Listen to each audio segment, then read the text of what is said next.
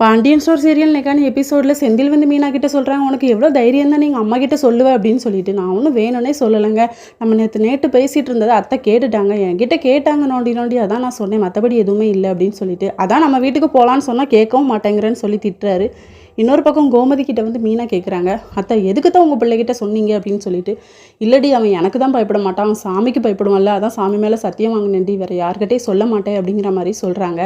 அப்போ என்ன சமைக்கட்டுன்னு சொல்லிட்டு மீனா கிட்ட கேட்கும்போது ராஜி சொல்கிறாங்க, நம்மளும் இங்கே தான் இருக்கோம், ஆனால் அத்தையை பாரு அக்கா கிட்ட தான் கேட்குறாங்க அப்படின்னு சொல்லிட்டு. இன்னொரு பக்கம் நம்ம குமாருக்கு வந்து என்கேஜ்மெண்ட்னால அங்கே வந்து பாட்டு கூத்து கும்மாளமாக இருக்கும்.